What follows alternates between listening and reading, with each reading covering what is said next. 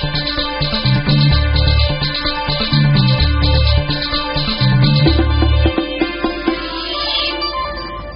sur les antennes de la Sainte-TV, première télé urbaine du Sénégal. Bonjour à vous tous et bienvenue à ce flash d'information. Réduction du mandat présidentiel. Le chef de l'État n'est pas tenu de respecter la vue du Conseil constitutionnel selon des étudiants rencontrés à l'université Cheikh Anta Diop de Dakar. Toutefois, le président Sall devrait s'y conformer par respect à l'institution, mais également à sa promesse, certainement, à suivre un reportage de Ndeye Khady Thiam Tall avant la fin de ce flash d'information. Et la controverse imposée par les spécialistes du droit constitutionnel autour de la saisine du Conseil constitutionnel par le chef de l'État pour la réduction du mandat présidentiel est moins importante que la parole d'honneur du président. Au-delà des avis des constitutionnalistes et la décision des 5 sages, Macky Sall est contraint d'organiser la prochaine présidentielle en 2017 pour que l'éthique et la morale soient respectées en politique. Ici, la lecture de Fabrice Nima.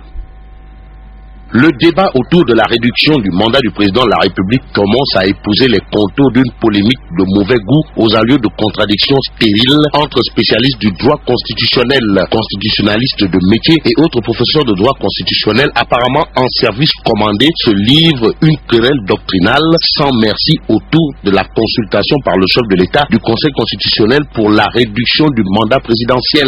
Mais au regard de la situation qui prévaut, le débat audible relèverait plus d'une question de respect strict de la parole donnée qu'autre chose. En d'autres termes, suspendre la décision de la tenue de la présidentielle à venir en 2017 au Conseil constitutionnel exclusivement, c'est en quelque sorte prendre les enfants du bon Dieu pour des canards sauvages. Ainsi, chercher à savoir et faire savoir si oui ou non la décision du Conseil constitutionnel est fondamentalement un impératif relèverait plutôt d'un débat autour du sexe des anges. Car ce qui est à prendre pour argent comptant dans cette histoire, c'est la parole d'honneur donnée par Macky Sall en personne portant sur la réduction du mandat du président de 7 à 5 ans à partir du sien. Donc, il doit le faire, point barre. Et si tel n'est pas le cas, alors la notion d'éthique et de morale en politique sera remise au goût du jour sous le magistère de celui qui se dit chantre de la restauration des valeurs. Et même si le Conseil constitutionnel s'inscrit dans sa coutume d'incompétence ou de politique de l'autruche en interdisant par exemple que la réduction du mandat de 7 à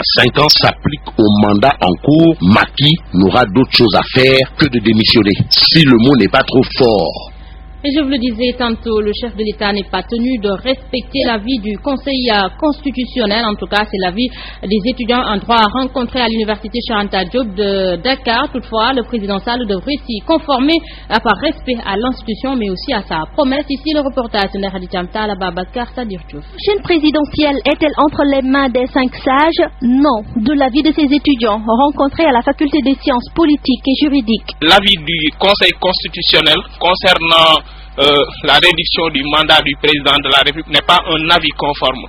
C'est-à-dire que le président de la République consulte le Conseil constitutionnel, mais il peut prendre ou ne pas prendre l'avis. L'avis il n'est pas obligé de prendre l'avis du Conseil constitutionnel. Naturellement, le président de la République, s'il les consulte et que ces derniers donnent des avis, il peut les prendre comme il n'est pas obligé. Il pense même que dans ce cas précis, le droit devrait être mis de côté, car le président de la République qui incarne la première institution du pays doit tenir sa promesse, ne serait-ce que par principe. En tant que juridiction constitutionnelle, juridiction supérieure, je vois que ce serait un peu gauche, voilà, d'outrepasser les décisions ou les avis d'une juridiction telle que le Conseil constitutionnel.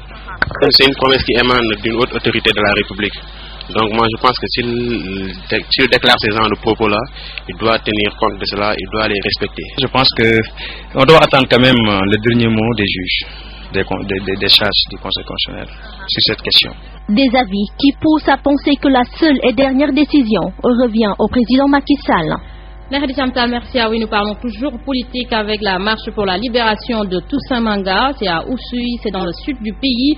Et les libéraux butent sur l'interdiction des autorités. Ces derniers qui se disent être dans une démocratie estiment que la marche est consacrée par la Constitution. Une situation qu'ils dénoncent et promettent de tenir leur meeting prochainement avec ou sans autorisation. Ici, les propos d'Elias Bassen, responsable politique du PDS à Oussouye avec Abdourahmane Diallo. Nous n'avons même pas reçu de notification. J'étais sidéré, j'étais surpris. de recevoir un appel du commandant pour me dire que oui, il y a la gendarmerie qui vous attend sur le lieu du meeting. Mais bien avant ce coup de fil, c'est la DMS qui m'appelle de Dakar pour me dire oui, alors il faut nous décliner officiellement votre programme d'aujourd'hui. Donc après cet entretien avec la DMS, on me dit oui, il y a le commandant qui est sur place. J'arrive, je me rends sur le lieu du meeting, je le trouve avec ces éléments. On dit sagement et gentiment que M. Bassène, vous ne pouvez pas tenir le meeting d'aujourd'hui parce que le sous-préfet, de concert avec le gouverneur, m'ont chargé d'interdire ce rassemblement. Mon sentiment, c'était un sentiment de déception, un sentiment de frustration, un sentiment de révolte à la limite. Et j'ai d'ailleurs profité de cette état. Et puis Aline Badara Cissé qui demande l'instauration d'un dialogue politique entre les tenants du pouvoir et l'opposition. Des discussions devraient être entamées avec l'ancien chef d'État Maître Abdoulaye Wade, ce qui serait de bons augures pour la sérénité dans ce pays. Ici les propos d'Aline Badara Cissé, médiateur de la République avec Ahmed Aïdara. Il faut qu'ils pensent que nous sommes tous des mortels. Mais quand nous avons 90 ans bien accomplis, nous sommes beaucoup plus proches de la plénitude de notre vie sur terre.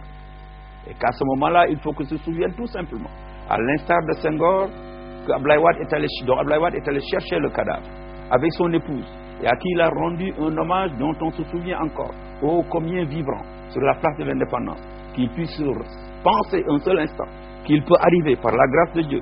Nous n'en sommes pas exclus, il se pourrait que nous passions avant lui, mais il pourrait arriver qu'un matin très tôt, qu'on tape à sa porte pour lui dire que le président de la République, Abdoulaye Wade, nous a quittés.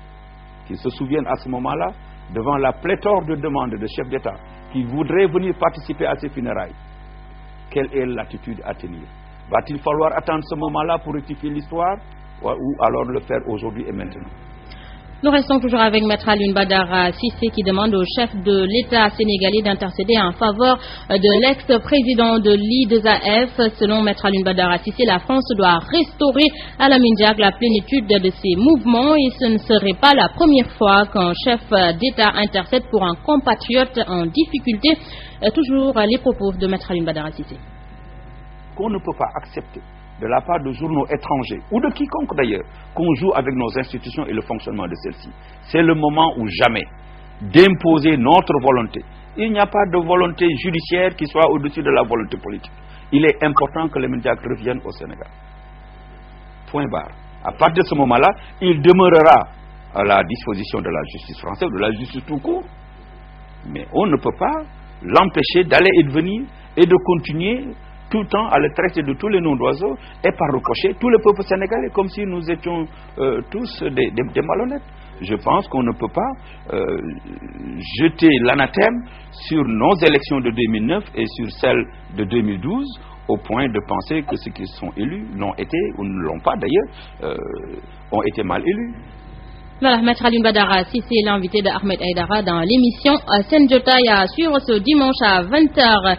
Annoncé depuis plus de 6 mois, la mesure interdisant l'utilisation de sachets plastiques entre en vigueur à compter de ce lundi du côté des commerçants comme des clients qui utilisent fréquemment ces sachets plastiques. Les appréciations diffèrent. Ici le reportage d'Aobadji Germentor.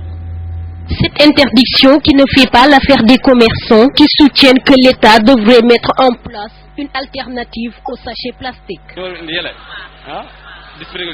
Nous continuons d'utiliser les sachets parce qu'il n'y a pas d'autres alternatives. Interdire les sachets, c'est bien, mais à la place, il faut mettre quelque chose.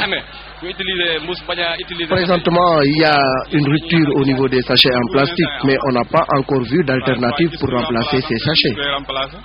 Cette loi crée des problèmes avec les clients. Avec le manque de sachets en plastique, on est confronté à d'énormes problèmes. Souvent, on a des bisbilles avec les clients parce qu'ils nous demandent de mettre leurs produits dans un sachet alors qu'on n'en a pas. Ça nous pose beaucoup d'ennuis. Pour cette dame, cette mesure vient à son heure. Maria Massaou exhorte les dames à retourner à l'utilisation de calebasses. Je suis en phase avec cette mesure. On doit réutiliser les ustensiles comme les calebasses ou même les paniers, car les sachets plastiques constituent un réel danger. Cette interdiction prévoit des sanctions variant de 20 000 à 200 millions de francs CFA, mais aussi des peines privatives de liberté pouvant aller de 3 à 6 mois contre tout contrevenant. Awabadji, merci à vous. Juste préciser que les sachets plastiques utilisés par les femmes pour la glace et autres sont toujours autorisés. Direction Touba-Bagdad, c'est un quartier périphérique de la cité religieuse de Touba. Dans cette localité, les populations ont soif et baignent dans l'obscurité. De ces mots s'ajoute l'absence de structures de santé et le manque d'emploi suffisant pour qu'elles crient leur ras-le-bol. Dans cette correspondance, signée Abdoulaye Diagne. L'eau, une vieille doléance des populations de Touba-Bagdad, bientôt sera un vieux souvenir.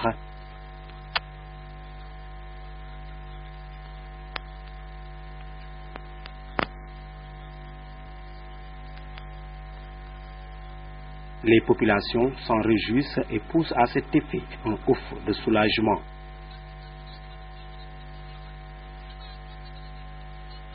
Nous en avons marre, nous sommes très fatigués. Si l'eau coule à Touba-Bagdad, nous allons la fêter en grande pompe.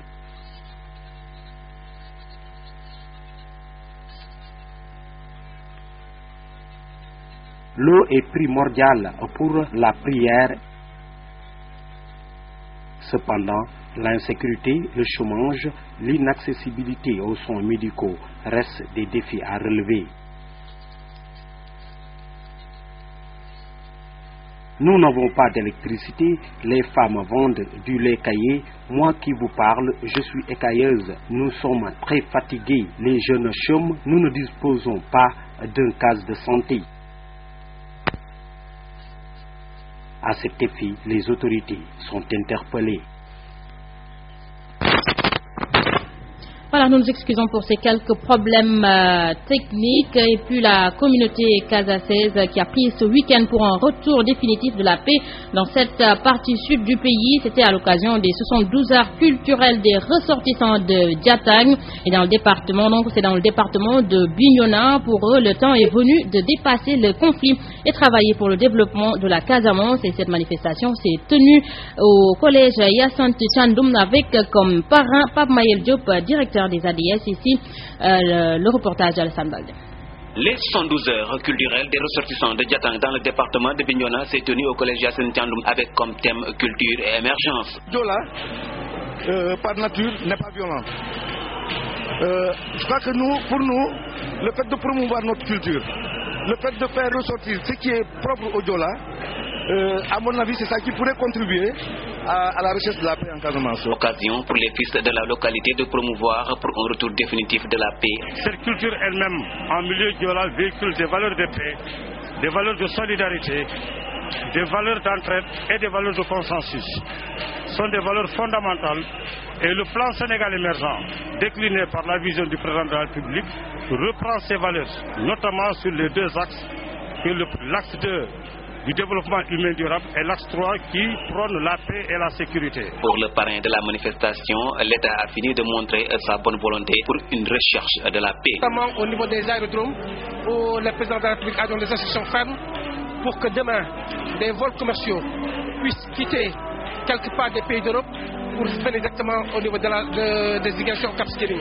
Et ça va contribuer encore à booster le développement de la zone, mais surtout donner un regain d'intérêt à ceux qui ont envie d'investir au niveau de la zone sud. Au-delà des prestations des troupes de danse et autres, des combats de lutte ont été également organisés avec comme toile de fond la promotion de la paix en Casamance.